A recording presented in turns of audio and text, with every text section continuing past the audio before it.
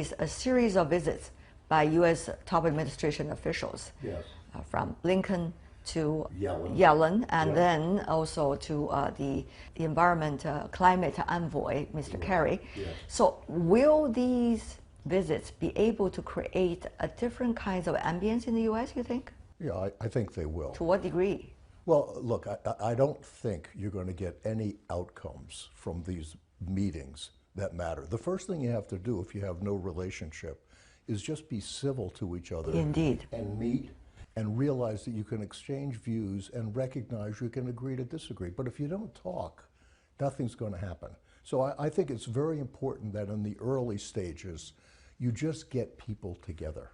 That's communication 101, isn't it? 101, absolutely. You have, if you don't do that, all bets are off. What do you make of these rhetorics and games of words?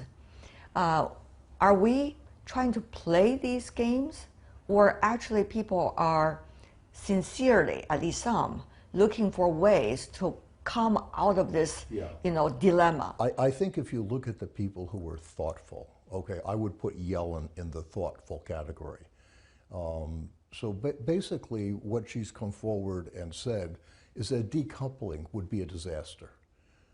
If you look at the nature of trade between the U.S. and China, it used to be very low-cost, commodity-like stuff that you could move around. The supply chains between the U.S. and China are so sophisticated and have built up over a long period of time.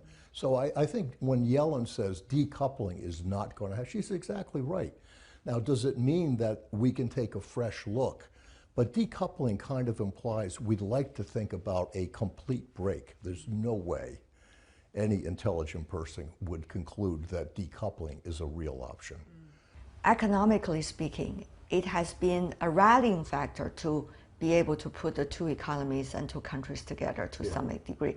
But now it's becoming an ever more divergent issue, it seems. Well, I'm an optimist. So my belief is that both countries' economies are facing increasing pressure.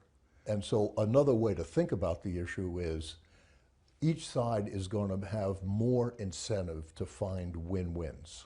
And I think that's really going to happen. In other words, if you can take your tough position and stay with it, and it plays well domestically, why not? So if there are genuine win-wins, both sides should be able to take a bow and feel good about it. So I think the motivation is going to be there. I don't think it's going to happen before the election. But if the U.S. starts looking at steady state 1%, 2% GDP growth, the pressure's going to build.